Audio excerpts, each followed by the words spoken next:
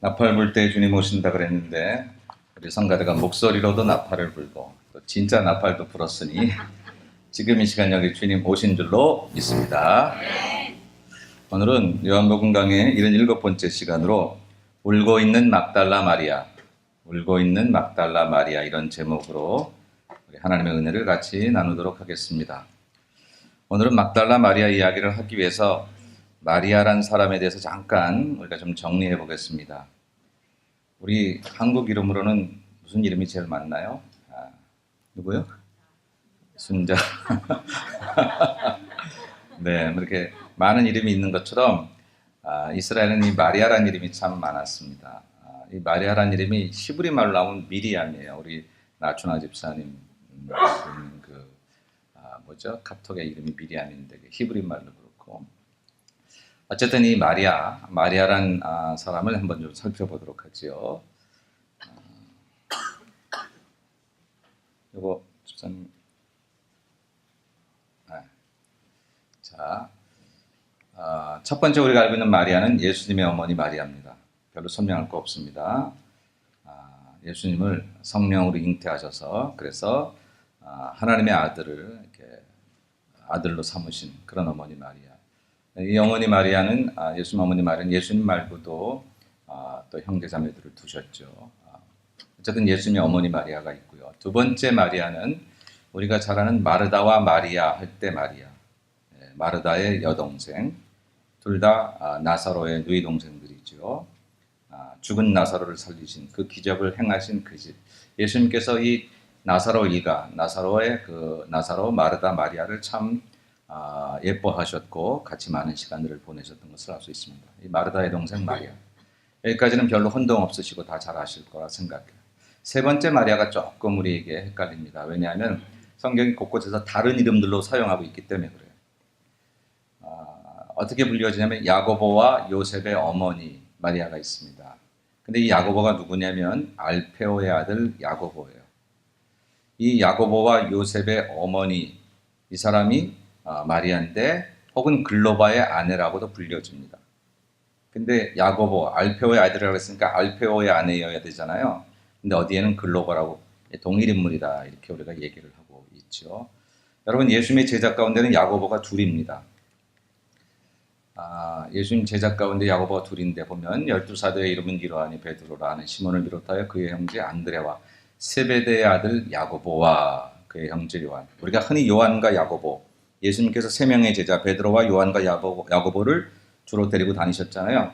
그때 아들은 세베대의 아들 야고보입니다. 우리가 보다도 좀 많이 알고 있는 야고보죠. 그 다음에 빌립, 바돌로메, 도마, 세리마테 그리고 알페오의 아들 야고보가 나옵니다. 이 알페오의 아들 야고보를 학자들은 작은 야고보 이렇게 부르기도 하고 아까 얘기했던 야고보와 요셉의 어머니를 아내로 둔 그런 알페오 그 사람의 아들이다. 그리고 우리가 아는 대로 다데오, 가나안, 시몬, 유다 뭐 이렇게 있습니다. 그래서 야고보란 이름이 둘 나와요. 성경에 야고보서가 있잖아요. 성경의 야고보서는 여기 제자 야고보가 아니라 예수님 동생 야고보예요. 그러니까 전혀 다른 사람이고 예수님 제자 중에 야고보가 둘인데 우리가 보통 많이 알고 있는 야고보는 세베대의 아들 야고보고 오늘 이 마리아란 여인을 소개하기 위해서 다시 돌아가면 우리가 얘기했던 이 야고보와 요셉의 어머니 이 어머니는 바로 알페오의 아들 야고보의 어머니였다라고 합니다. 그래서 이 어머니도 마리아라서 그런데 성경에 예수님 십자가당을 지실 때도 계셨고 그런 여러 가지 중요한 인물들로 이렇게 보여주고 있습니다. 그 다음에 네 번째가 마가 요한의 어머니가 마리아입니다. 마가 요한. 마가 요한은 쉽게 말하면 그냥 마가라고 기억하시면 돼요. 마가복음을 쓴 마가고 마가의 다락방 할 때 마가고 그의 어머니가 좀 부유했던 모양입니다. 그래서 넓은 집을 가지고 있었고 사람들을 모이는데 자기 집을 잘 제공했던 초대교회가 시작됐던 마가의 다락방 120명 거기가 바로 시작됐던 그 사람이 바로 마가 요한의 어머니 이도 마리아였다라고 합니다. 그리고 오늘 우리가 아는 막달라 마리아. 물론 이 외에도 더 많은 마리아가 있어요. 사도 바울도 로마서 16장에 보면 마리아에게 인사를 해요. 그럼 여기 있는 사람 아니고 또 다른 사람인데 초대교회에 중요한 역할을 했던 사람이죠. 굉장히 많습니다. 오늘은 이 막달라 마리아에 대한 얘기입니다. 다른 사람은 다 지명 이름이 그냥 마리아인데 이 막달라 마리아만큼은 막달라 마리아. 이 막달라는 지명 이름입니다. LA 마리아 뭐 이런 거랑 마찬가지죠. 막달라라는 그런 지명, 혹은 막달라네. 예. 이 막달라라는 지명, 거기 막달라라는 지역에 살고 있던 마리아. 우리가 알고 있기는 이 여인이 7 귀신이 들렸는데 예수님을 만나서 치유함을 받죠. 그로부터 예수 그리스도의 온전한 사람이 됩니다. 온전한 제자가 되어서 주님을 섬기는데 성경에 보니까 예수님 십자가 밑에도 막달라 마리아는 있었어요. 안타깝게도 사도 요한 외에는 제자들도 그 시간에 없었는데 예수님 십자가 앞에서 제자들이 뿔뿔이 흩어졌고, 물론 배신한 건 아니지만 무서워 도망가고 피신하고 그 다음을 기다리고 그랬었는데 이 여인은 그 십자가 아래에 있었습니다. 뿐만 아니라 오늘 본문에 보니까 가장 먼저 예수님 부활하신 그 현장에 예수님을 목격하는 증인이 되기도 합니다.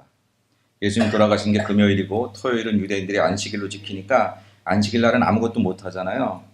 그러니까 예수님 시신에 향유라도 바르고 들고 싶은데 토요일이 어서 지나가기를, 안식일이 어서 지나가기를 기다리다가 안식 후 첫날 가장 이른 시간에 예수님의 시신을 찾기 위해서 무덤으로 찾았던 여인, 바로 그 여인이 막달라 마리아입니다. 오늘 요한복음에는 이 막달라 마리아만 온 것처럼 되어 있지만 다른 복음서를 같이 조합해 보니까 막달라 마리아만 온 건 아니에요. 여러 여인들이 같이 왔습니다. 오면서 그 무덤 문을 누가 열어주지? 이런 걱정도 하면서 왔습니다. 무덤의 문을 열어준다는 표현은 어떤 거냐면 이스라엘 유대 사회는 2가지 무덤 형태를 가지고 있는 것을 아시지요? 하나는 우리나라 무덤처럼 봉분으로 이렇게 흙으로 덮어서, 이건 뭐 파헤쳐서 다시 들어갈 수 없는 거죠. 일반인들의 무덤이 그러했습니다. 또 하나 무덤 형태는 동굴 형태의 무덤입니다. 동굴 형태는 그냥 빈 동굴에 시신을 모셔놓고 그리고 거기다가 큰 돌로 이렇게 무덤을 막아놓는 거죠. 이 동굴은 쉽게 가질 수 없었기 때문에 부자들만 가지는 그런 무덤의 형태였습니다. 성경에 보니까 예수님의 시신을 아리마대 사람, 부자 아리마대 사람 요셉이 예수님 시신을 거두게해달라고 빌라도에게 부탁하고 그렇게 허락돼서 이 부자였던 아리마대 사람 요셉이 자기의 동굴 중 하나를 이제 예수님 시신을 모시는 대로 사용했기 때문에 이제 예수님 시신이 이렇게 봉분해서 그냥 흙으로 파묻힌 무덤이 아니라 동굴 속에 모셔둔, 그래서 동굴문만 열기만 하면 누구든지 볼 수 있는 그런 무덤 형태가 되었습니다. 문제는 그 동굴의 무덤이 너무 동굴 문이 돌로 이렇게 막아놓은 그 문이 너무 컸던 거죠. 여인들은 우리가 어떻게 저 문을 옮길 수 있을까 이런 걱정을 하면서 갔었던 거예요. 뿐만 아니라 유대의 대제사장들과 비롯해서 많은 유대의 지도자들이 예수님을 십자가에 못 박고 이제 시신을 매장해 놓고도 불안했어요. 평소에 산다 그랬는데, 다시 산다 그랬는데. 희한하죠. 예수님 못 박던 사람들에게도 알게 모르게 부정하면서 믿음 같은 게 비슷한 게 생겼어요. 진짜 살아나면 어떡하지? 그런 생각이 들었던 모양입니다. 그래서 경비병들을 세워서 아주 정말 호위를 했어요. 큰 무덤에 동굴로 문으로 막아놓고 그 경비병들도 세웠습니다. 그러한 자리에 이제 여인들이 가서 그 무덤 문을 열고 예수님 시신을 보기란 쉬운 일이 아니었죠. 근데 정작 와보니까 무덤의 문이 열려 있다는 거죠. 오늘 우리는 11절부터 읽었는데 지난 시간에 읽었던 1절 말씀부터를 한번 더듬어 보면 이 막달라 마리아가 아주 새벽 이른 미명에 동굴을 찾아갔죠. 무덤을 찾아갑니다. 그런데 무덤의 문이 열려 있던 거예요. 성경에 의하면 마치 그 안에도 안 돌아보고 문이 열려 있는데 그냥 바로 다시 제자들에게로 간 것처럼 묘사되어 있어요. 막달라 마리아가 무덤의 문이 열려 있는 것을 보고 제자들에게 가서 뭐라고 말하냐면 우리 주님의 시신이 옮겨졌다고. 그렇게 말한 거 보면 아마 살짝 보고 가지 않았을까 싶습니다. 그런데 그렇게 가가지고 제자들에게 말을 하니까 제자들 중에 베드로와 요한이 막 불이 나게 달려와서 무덤에 찾아오죠.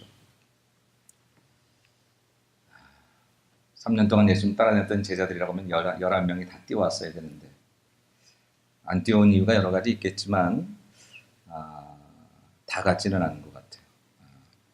예수님 시신이 없어졌다고 하는데 비록 시신이지만 그래도 내 스승님, 내 선생님의 시신이 없어졌다는데 11명이 다 그냥 맨발로 뛰쳐나왔어야 될 것 같은데 어쨌든 베드로와 요한만 달려온 것으로 되어져 있습니다.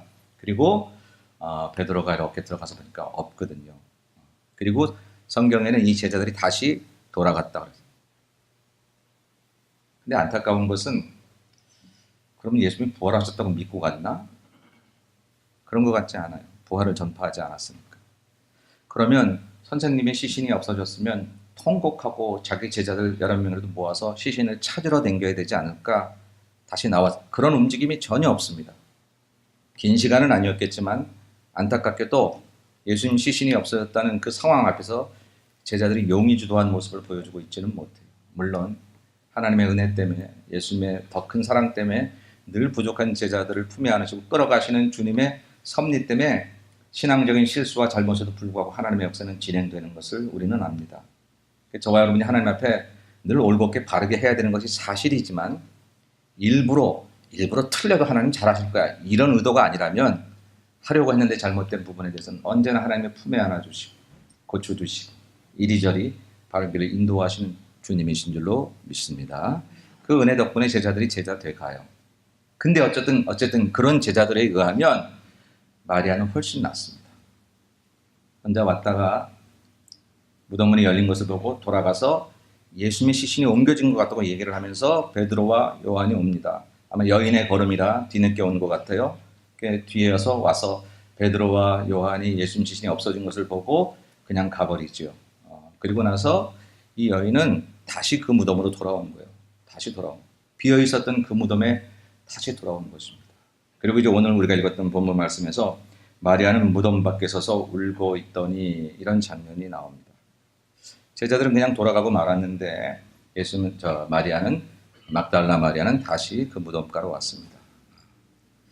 근데 오늘 제가 여러분하고 같이 설교하려고 하는 그 설교의 핵심은 뭐냐면 그런데 왜 이 마리아가 예수님을 못 알아봤을까 하는 거예요.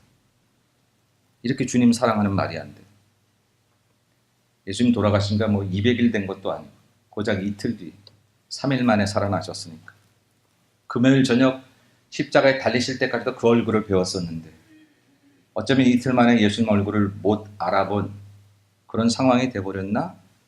물론 어떤 이는 예수님께서 부활하셨기 때문에 그 부활체라서 모르셨을 거다 이렇게 해석하는 주석들도 있습니다만 곧바로 또 알아보게 되었고 많은 제자들에게 예수님이 나타나시는 방법은 특별했지만 그래도 육으로 주님을 알아볼 수 있었던 그런 상황들을 우리가 미루어 본다고 하면 결코 부활체에서 못 알아본 것은 아니라고 생각을 합니다. 오늘은 이 말씀을 보면서 우리들도 예수님과 함께 있으면서도 못 알아보고 살아가는 건 아닌가? 교회 와서도 예수님은 못 보고 이 사람 저 사람만 보고 살아가는 건 아닐까? 아니 내 곁에 계셔서 나와 동행하시는데도 불구하고 엠마오로 가는 두 제자처럼 나는 예수님 없어 혼자 홀로 가는 인생길처럼 외롭다고 그러고 있는 것은 아닐까? 그리고 그것이 사실이라면 우리는 정말 예수를 바로 믿는 것일까? 하는 질문을 우리가 한번 돌아보려고 하는 것입니다. 어떻게 예수님을 못 알아볼 수가 있지요? 남보다 특별히 사랑했던 여인입니다. 물론 이성적인 사랑은 아니죠. 슈퍼스타 지저스 크라이스트라고 하는 그런 어떤 락 뮤지컬에 보면 예수님을 연인으로 사랑하고 이성적으로 사랑하는 것처럼 그렇게 현대인들이 막 해석하고 있지만 그러나 그런 것은 아니었어요. 7 귀신 들려서 그 인생이 절망이고 다시 살 수 없었던 살아도 산 것이 아니었던 그 인생을 주님 만나서 그 귀신 다 쫓아내고 새로운 인생으로 출발한 그 은혜 너무 고마웠고 감사해서 항상 빚진 자의 모습으로 살아가는 여인, 감사한 모습으로 살아가는 이 여인이었어요. 그래서 주님 십자가에 달리실 때도 그와 한패였다가는 어떤 불이익을 당할지도 몰라라고 하는 그런 이야기들, 그런 소문들이 두렵지 않았어요. 여인이 용기가 많아서 그런 게 아니라 사랑이 너무 크니까. 받은 은혜가 너무 감사하고 고마우니까 다른 생각들이 자기를 정복하지 못하는 거예요. 여러분 사랑은 참 위대한 것 같아요. 그렇죠? 젊은 남녀가 그냥 사랑만 하나 있으면 조건도 안 보이잖아요. 조금 지나서 그게 보요탈이지. 끝까지 안 보이면 괜찮아요. 이 사랑의 위대함이 이 여인을 그렇게 주님을 끝까지 마지막 최후의 순간까지 그리고 일부러 의도한 건 아니지만 남보다 내가 더 먼저 찾아가 남하고 비교하려고 하는 것은 전혀 없었어요. 그냥 가장 먼저 주님을 시신이라도 잘 닦아드리고 싶은 그런 마음, 참 아름다운 그런 마음이라고 생각을 합니다. 그럼 우리가 예수를 믿으면서 예수님에 대한 사랑 없이 우리의 신앙이 종교적인 율법에 빠져버리면 우리는 바리새인들과 같이 될 수 있습니다. 모든 율법을 다 지켰으나 교회를 다니고 봉사하고 섬기고 했으나 정작 꼭 있어야 될 예수에 대한 사랑, 처음 사랑을 잃어버렸다고 에베소 교회에 책망하시던 바로 그 사랑, 그 사랑이 없으면 우리는 현대판 바리새인들이 되는 거고 그것은 예수님의 책망의 대상이 되는 거죠. 우리가 수많은 일들을 했다고 자랑하지 마십시다. 내가 수많은 종교적인 일들을 다 지켜 행했고 11조를 드렸고 주의를 지켰고 너무너무 중요한 거지만 봉사했고 섬겼고 너무너무 잘했지만 그러나 그것이 우리의 의로움이 되는 순간 그것은 잘한 것이 아니에요. 그것은 주님께 책망받을 것이 되는 거예요. 왜냐하면 우리는 받은 은혜 때문에 그 일을 한 거지 그 일을 해서 우리가 이렇게 위대한 사람이라고 자랑할 요소는 아니기 때문이라는 것이지요.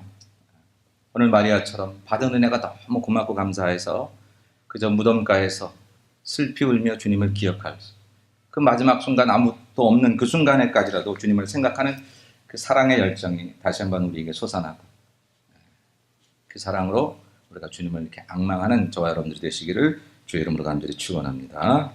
그런데 이런 여인, 이렇게 사랑하는 주님을 사랑하는 이 여인이 어떻게 예수님을 못 알아봤느냐라는 거죠. 오늘 본문을 다시 설명하면 마리아가 이제 다시 두 번째로 돌아와서 무덤 밖에서 슬피 울었다 그랬어요. 그리고 성경은 말하기를 울면서 구부려 무덤 안을 들여다봤다. 그때 거기에 천사가 하나는 머리맡에 하나는 발편에 있었다. 천사들이 말합니다. 어찌하여 우느냐. 얼마나 울었으면 성경도 밖에서도 울고 울면서 안을 구부려 봤다고 그랬고 천사가 왜 우느냐 이렇게 물어봅니다. 그때 대답합니다. 사람들이 내 주님을 옮겨다가 어디 두었는지 내가 알지 못하나이다. 여러분 가만 생각해 보세요. 옮기는 거 봤나요? 막달라 마리아가 예수님의 시신을 옮기는 거 봤어요? 안 봤어요. 못 봤어요. 본 적 없어요. 그런데 옮겼다고 생각하고 있는 거예요. 이제 이 부분이 우리의 신앙생활에 중요한 걸림돌이 될 수 있는 부분입니다. 계속 얘기하면 그렇게 울고 내 주님을 옮겼습니다. 그리고 뒤를 돌아보는데 뒤에 예수님이 서 계신 거예요. 근데 오늘 성경은 이렇게 슬픈 이야기를 전합니다. 이 말을 하고 뒤로 돌이켜 예수께서 서 계신 것을 보았으나 예수이신 줄은 알지 못하나이다. 사람이 치매가 걸리면 어머니가 딸을 못 알아봐. 자식이 부모를 못 알아봐. 보기는 보는데 못 알아봐. 참 슬프죠. 이건 그것도 아닌데 그렇게 사랑하는 이 여인이 어쩌다고 이틀 3일뿐이 안 지났는데 예수님 얼굴을 잊어먹을 수 있는지 못 알아보더라라고 하는 것이죠. 그런데 예수님께서 묻습니다. 예수께서 이르시되 어찌하여 울며 누구를 찾나. 얼마나 울었으면 예수님도 어찌하여 울면서 누구를 찾느냐 이렇게 물으십니다. 근데 이 마리아는 그렇게 말씀하시는 예수님이 동산직인 줄 알았다는 거예요. 그 굴을 지키는 사람인 줄 알고 내 주님을 당신이 옮겼으면 나에게 가르쳐달라고 내가 모시고 가겠다고 그렇게 이야기를 하죠. 여기까지 울고 있는 마리아를 우리가 지금 보고 있습니다. 왜 이 여인은 예수님을 바라보지 못했을까요? 예수님을 깨닫지 못했을까요? 어느 주석에 의하면 이 여인의 그 울음이 너무 심각해서 눈이 아주 짓무를 정도가 되었다는 거죠. 순간적인 착시 현상으로 주님을 바라보지 못했다, 주님을 알아보지 못했다 이렇게 얘기하기도 합니다. 물론 그럴 수 있을 만큼 울었어요. 아마 모르긴 몰라도 여기 와서만 울은 게 아니라 그냥 2박 3일 계속 울은 것 같아요. 예수님 십자가에 달아가신 그날부터 계속 우셨던 것 같아요. 토요일 날 하루 종일 울었던 것 같고 그냥 아침에 집을 나서면서도 눈물이 나는 거예요. 혹시 여러분 어머님이 돌아가셨다든지 여러분 인생에 큰 슬픔을 당했을 때 그냥 하염없이 흐르는 눈물을 주체할 수 없었던 어떤 그런 일들이 있으시죠? 오늘 이 여인이 지금 그런 상황이 된 것 같아요. 하염없이 울었어요. 눈이 짓무를 정도로. 어쩌면 그래서 너무 눈을 똑바로 떠도 뭘 사물을 분별할 수 없을 정도로 지금 눈이 짓무르고 있었던 것 같아요. 그래서 그랬다 이렇게 설명하는 학자들도 있습니다. 그러나 그 다음에 주께서 마리아야 하시는 그 음성에 눈이 열렸거든요. 그러니까 꼭 그 설명만으로는 충분하지 않습니다. 오늘 그 설명에 대한 그 질문에 대한 대답은 이렇습니다. 왜 마리아가 예수님을 알아보지 못했느냐면 이유는 단 한 가지. 예수님은 죽으셨다고 생각하고 있었기 때문입니다. 예수님은 죽으셨다고 생각하는 게 지금 마리아가 알고 있는 전부였습니다. 자기도 모르는 신념이었습니다. 죽으신 예수님만 알고 그 무덤가를 찾아왔지 그 무덤에서 예수님이 사실 거라는 기대는 하지 않았습니다. 자기 평생에도 죽었다 살아난 적도 없거니와 죽음을 이길 수 있는 능력이 자기에게도 있지 않기 때문에 귀신 하나 들렸어도 평생 어쩌면 그렇게 인생을 그냥 끝낼 수밖에 없었던 연약한 자였기 때문에 자기는 지금 죽으신 예수를 찾아왔지 산 예수를 찾아온 게 아니었기 때문에 주님이 사신 모습으로 다가오니까 그걸 몰랐던 거예요. 여러분 이게 얼마나 놀라운 사실인지 모릅니다. 우리가 죽은 예수를 생각하고 교회를 오면 죽은 예수밖에 못 봅니다. 이런 표현이 굉장히 우리 하나님께 죄송스러운 표현, 죽은 예수가 어디 있겠어요. 근데 우리가 그렇게 우리 마음속에 장례식 치르듯이 교회 와서 예배는 드리는데 이 예배가 장례 예배 비슷하게 그냥 내가 할 일 다 하고 나 찬송했네, 기도했네, 그냥 그걸로 끝나요. 내 인생은 하나도 변화시키지 못해요. 내 마음에 어둠을 몰아내지도 못해요. 내 인생의 장벽을 깨트리지도 못해요. 예배는 드렸으나 예수의 이름을 부르긴 했으나 여전히 내 마음은 무덤가이고 내 인생은 무덤 속에 묻혀있는 현실 그거예요. 이 현실은 또 세상에 나가서 또 다른 방법으로 우리는 이 현실을 이겨야 된다고 생각을 해요. 그러니까 신앙과 생활이 별개일 수밖에. 그리고 그냥 서로 위로하는 거죠. 하나님은 교회에서 만나고 신앙생활은 교회 가서 찾고 그러나 세상에서는 어디 그와 같으랴. 잘못된 모습으로 가고 있는 거예요. 오늘 마리아는 예수님이 죽으셨다는 생각이 너무 확실했기 때문에 산 예수를 볼 수가 없었던 것입니다. 누가복음에 보니까 천사가 뭐라고 말을 하냐면 너희는 어찌하여 산 자를 죽은 자 가운데서 찾느냐 그렇게 무덤에 와서 예수님을 찾는 베드로에게 말씀하고 계세요. 교회는 산 예수님을 찾는 것, 살아계신 하나님을 찾는 것, 우리 인생을 회복하실 하나님을 만나는 것, 내 삶의 형편이 어떠하든지 그 삶의 형편을 넉넉히 해결하실 저를 만나는 곳인데 여기서도 여전히 우리는 죽은 예수님처럼 아무것도 내 인생에 우리가 기념하고 우리가 고글하고 우리가 그분을 위해서 슬퍼하는 마음을 가질지언정 내 인생을 변화시킬 수 없는 것 같은 그런 죽은 예수를 찾고 다니는 현대판 울고 있는 막달라 마리아가 오늘날 교회 안에 얼마나 많은지 모릅니다. 그래서 교회는 더 이상 새로운 소망의 장소가 되지 못하고 교회는 세상을 개혁할 힘이 없습니다. 계속 우리는 울고 있으니까 안 된다고 생각하니까 이렇게 조그만 교회가 어떻게 이 큰 세상을 변화시키려고 그런 생각을 하고 있습니다. 우리같이 배운 것도 없고 가진 것도 없는 사람이 이 미국 사회를 어떻게 변화시킨다고 더구나 주류 메이저도 아닌데 마이너리티 소수 인종들이 모여서 여기서 이 세상을 어떻게 변화시킨다고 우리 그런 생각을 가지고 있기 때문에 살아계신 예수님이 안 보이는 거예요. 나와 함께 일하지 않겠니? 너의 가정을 회복시키려고 내가 네 손을 붙잡으려고 하는데 네 직장을 내가 한번 새롭게 해보려고 하는데 나와 함께 일하지 않겠니? 살아계신 예수님이 안 보여요. 그러니까 그 주님을 발견하죠. 오늘 마리아는 예수님 사랑한 건 틀림이 없었어요.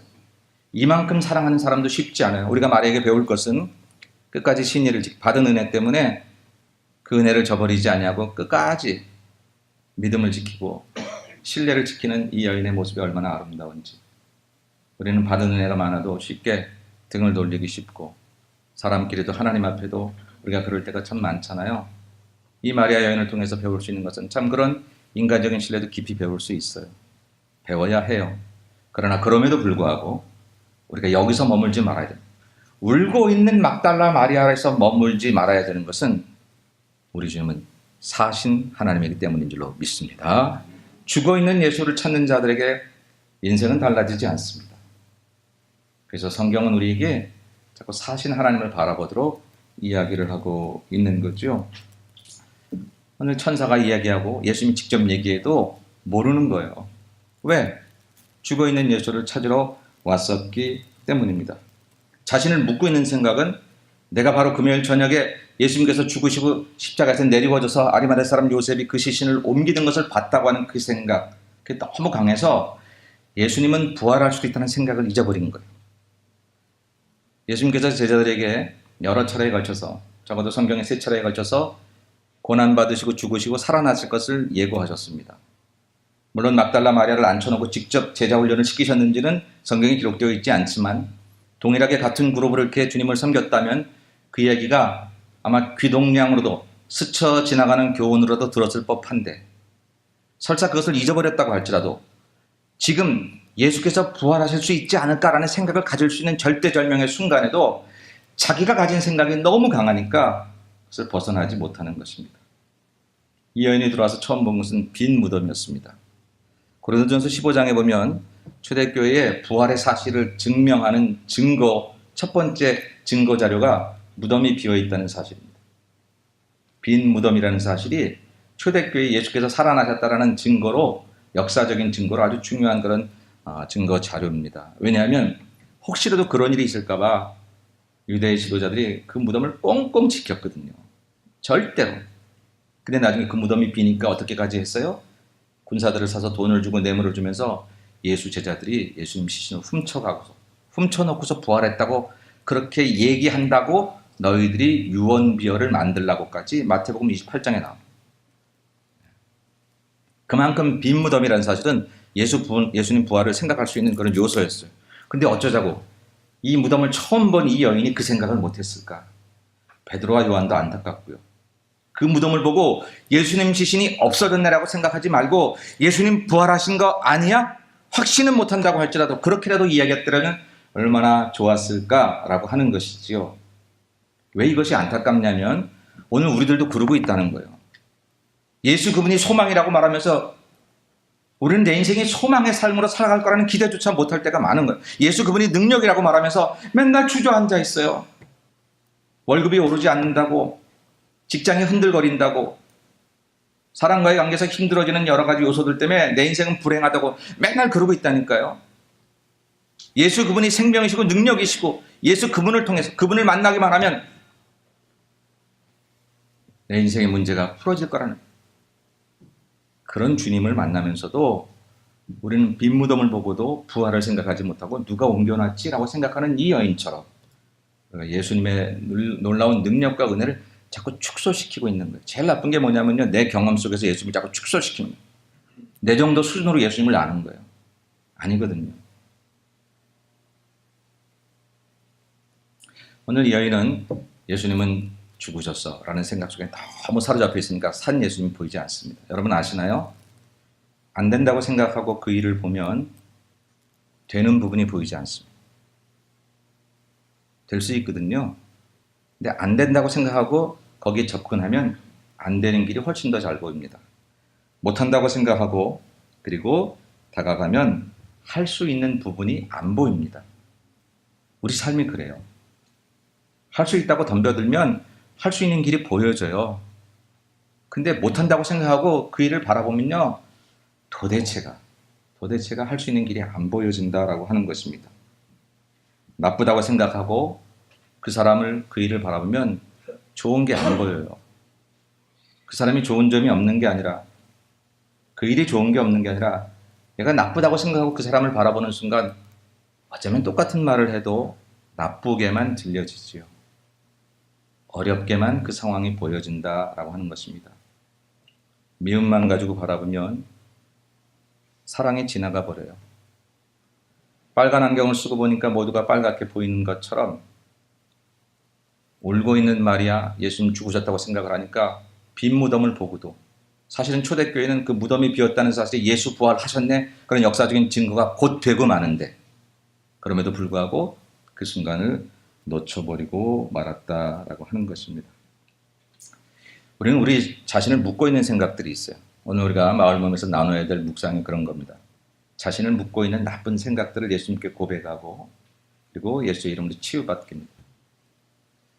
어느 목사님의 글에 보니까 참 인생을 정말 모질게 잘못 살아왔던 한 부자, 어느 회장님이 죽어가면서 병원에서 자기 고백했던 간증을 썼어. 돈 많은 회장님인데, 기업의 회장님인데, 대기업은 아니고 작은 그런 중소기업에 참 여러 사람에게 존경 못 받고 살았어요. 돈은 많은데, 심지어 식구들에게도 아내가 떠나가고 그런 일을 겪었어요. 왜 그렇게? 아니 적은 것도 아닌데, 돈이 없는 것도 아닌데 왜 이렇게 구두쇠로만 살까? 근데 그분이 마지막 죽어가기 얼마 전에 병상에서 자기의 담임 목사님을 부르고선 눈물을 흘리면서 회개하더라는 거죠. 목사님, 참 인생은 잘못 살았습니다. 그런데 내가 이렇게 잘못 살았던 데는 이유가 있습니다. 내가 10살 때 우리 아버지가 돌아가시면서 나를 앉혀놓고 얘기하셨습니다. 모두가 도둑놈이야. 너 정신 바짝 차리지 않으면 너에게 잘해주는 거는 전부 다 이 아버지가 너에게 물려줄 돈을 훔쳐가려고 하는 도둑놈이야. 삼촌도 믿지 말고 이모도 믿지 말고. 그렇게 얘기를 했다는 거예요. 이 어린아이에게. 근데 이 어린아이가 그게 얼마나 그냥 뇌리에 박혔는지, 돌아가시는 아버지가 얘기한 거니까. 그리고 나중에 결혼하면서도 아내도 못 믿게 되는 거예요. 자기가 낳은 자식도 못 믿는 거예요. 돈에 관한 한. 아내가 자식이 돈 때문에 마음이 틀어지고 인간적인 모든 관계들이 사라집니다. 근데 그걸 몰랐어요. 내가 가지고 있는 나쁜 생각이 나를 사로잡고 있어서 그거로 인해서 내가 다른 사람들에게 나쁜 사람이 되고 있다는 생각을 못하고 저것들 다 돈 보고 나한테 접근하고 그렇게만 하다가 마지막에 다 떠나고 나니까 내가 잘못 살았고 나를 사로잡고 있는 그 생각 하나가 내 인생을 망쳐놨다는 것을 고백했다는 거예요. 여러분, 우리를 얽어매는 생각들이 있습니다. 그 생각들이 우리의 인생을 때로는 좋게도 보게 할 수 있고 나쁘게도 볼 수 있게 한다는 거예요. 오늘 적어도 이 순간, 무덤가에 찾아온 이 순간 막달라 마리아를 지배하고 있었던 생각은 예수님은 죽으셨다는 생각입니다. 그러니까 바로 이틀 전에 봤던 그 예수님도 산 예수님은 보이지 않았다라고 하는 것이죠. 다행히도 예수께서 마리아라고 부르셨습니다. 그랬더니 그때 눈이 열려서 라보니, 랍비어 이렇게 불렀다고 하는 것이죠. 자기 개인적으로 안 되니까 예수님께서 음성을 들려주셨어요. 물론 그 전에 어찌하여 우느냐 이렇게 말할 때는 깨닫지 못하다가 마리아라고 말씀하실 때는 예수께서 외부적으로 그 여인에게 눈을 열어주신 것이죠. 그때는 그때서 예수님이 보였다라고 하는 거예요. 저와 여러분이 우리의 생각 이상으로 하나님의 생각이 있음을 인정하고 내가 가진 경험 이상으로 하나님께서 우리 인생을 얼마나 아름답게 만드시기 위해서 지금도 일하시고 계시는 데 대해서 마음을 열어야 내가 할 수 없다고 생각하는 이 모든 사방에 꽉꽉 막혀버린 것 같은 속에서 우리는 벗어날 수가 있습니다. 그리고 하나님께서 지금도 그 많은 것 속에서 일하심을 알 수 있습니다. 나는 도대체 물려받은 유산도 없고 다시 재개할 수 있는 자본도 없고 나이도 많고 내 인생은 여기서 끝이라고 생각될 수 있어도 무덤가에서 그렇게 생각하지 말고 모든 만물의 주인이신 하나님, 조물주이신 내 하나님이 만일 필요하셔서 나에게 다시 한번 재기하게 하신다면 나는 그분 때문에, 그분의 능력 때문에 얼마든지 할 수 있다고 마음을 여는 순간 우리는 살아계신 주님과 맞이하여 주님과 더불어 새로운 인생을 출발할 수가 있습니다. 이사가 당신의 몸은 이제 고칠 수 없다고 이야기를 했었어도 내 몸의 주관자이신 살아계신 예수님, 바로 그분을 다시 만나서 내가 가진 경험과 생각은 울고 있는 마리아처럼 벗어날 길도 없고 해결할 길도 없지만 그러나 이 무덤을 이기시고 모든 문제를 다 이기시고 부활하신 주님, 그분이 나와 함께 하시면 내 인생은 무덤 속 아래 인생이 아니라 무덤을 벗어난 새로운 인생, 그것은 하나님이 만드시고 하나님이 새롭게 재창조해 가시는 멋진 인생이 있을 거라는 믿음을 가진 사람들, 바로 그 사람들에게 그 새 인생은 찾아오게 될 것입니다. 그러나 우리가 무덤 속에 갇혀서 지금 내가 가진 생각으로 내 인생을 바라볼 때 더 이상 아무 일도 일어나지 않는다라고 하는 것이죠. 여러분, 오늘 교회 왜 오셨습니까? 무엇을 찾으러 오셨습니까? 혹시라도 그런 마음을 갖고 있지는 않았겠지만 죽은 예수님을 찾으러 오신 것은 아닌가요? 그러면 산 예수님을 발견할 수 없을 것입니다. 혹시라도 우리 가운데 미움을 발견하시거나 미움을 찾으러 오셨으면 사랑은 절대 볼 수가 없습니다. 불평을 찾아오셨으면 감사는 볼 수가 없습니다. 낙심 가운데 여기서는 낙심 외에는 다른 건 내 마음에 주어지지 않을까라고 생각하고 오셨으면 더 깊이 낙심 가운데 빠지지 소망 가운데 들어가지 못할 것입니다.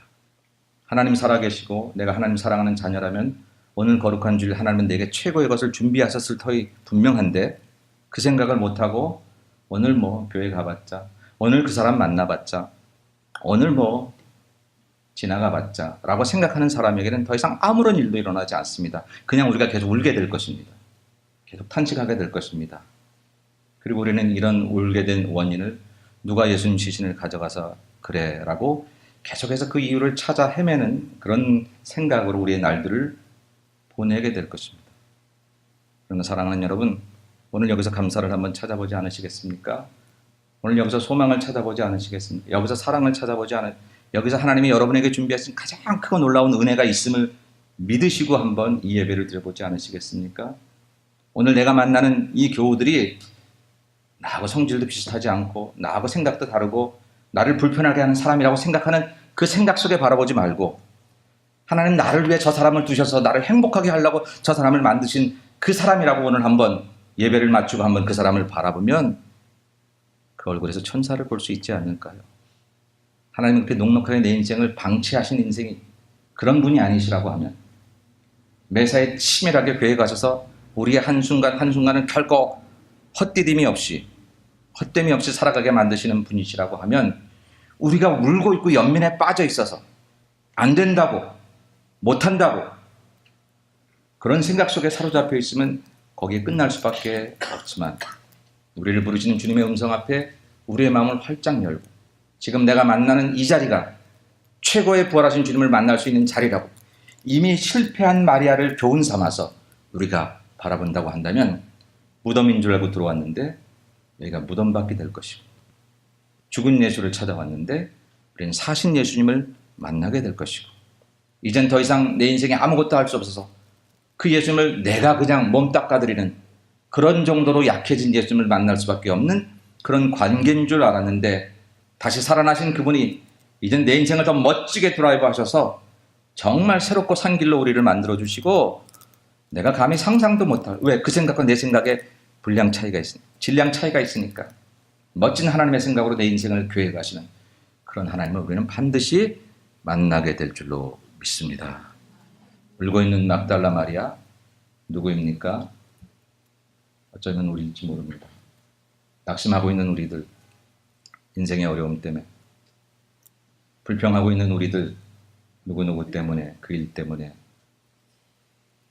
괴로워하고 있는 우리들 여러 가지 이유들 생각하면서 무덤 속에 있는 우리들이 아무리 울고 있어도 주님은 무덤 속에 계시지 않고 살아계셔서 우리 인생의 그 모든 어려움과 괴로움과 슬픔까지도 다 다시 약재로 삼으셔서 더 좋은 멋진 인생을 만드시려는 교회 앞에 부활하신 주님이시라고 하면 사랑하는 여러분 오늘 이 자리가 여러분이 만날 수 있는 최고의 예수님을 만나는 자리로 믿으시기를 주의 이름으로 간절히 축원합니다. 그렇게 될 때 그렇게 될 것입니다. 오늘 만나는 우리 교우들과 또 만나는 모든 사람들이 내 인생에 가장 도움이 되는 인생의 멋진 파트너가 될 것을 믿으시기를 주의 이름으로 축원합니다. 그러면 그렇게 될 것입니다.